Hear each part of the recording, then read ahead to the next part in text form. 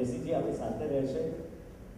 આ ફેસ્ટિવલ સાથે તેઓ એ રીતે સંકળાયેલા છે કે તેમની એક અદ્ભુત ફિલ્મ ધ વ્હાઇટ લેન્ડ નામની ફિલ્મ છે. રવિવારે એ ફિલ્મ બતાવીશું.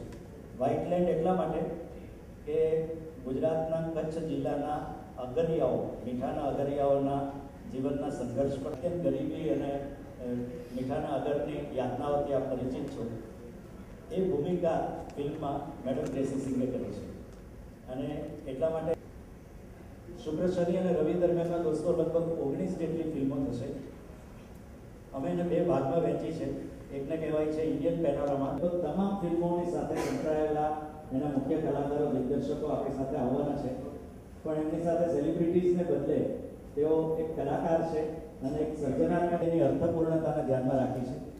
જે ઇન્ડિયન પેનોરામા છે તેમાં મુખ્યત્વે ફોકસ ઓન ગુજરાતી સિનેમા છે. આપણે જાણીએ છીએ કે ગુજરાતી ફિલ્મો જુદા જુદા વિષયો. આપણે આ વખતે પસંદ કર્યા છે શ્રી સુભાષ રાય સાહેબ, અને સુભાષજીની રિટ્રોસ્પેક્ટિવમાં એમણે પસંદ કરેલી 3 ફિલ્મો આપણે બતાવી. પરદેશ પણ એમાં છે.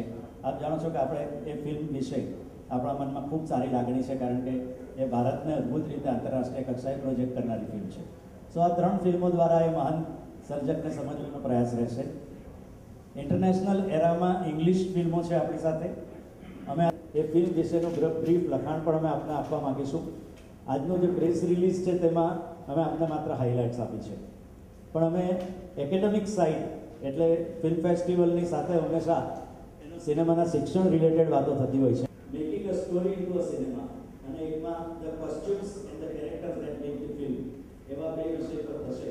પણ સૌથી રસપ્રદ અને આપણા સૌની કન્સર્નનો, ચિંતાનો વિષય છે તે વિષય પરનો સેમિનાર શુક્રવારે બપોરે 3:30 કલાકે કરીશું.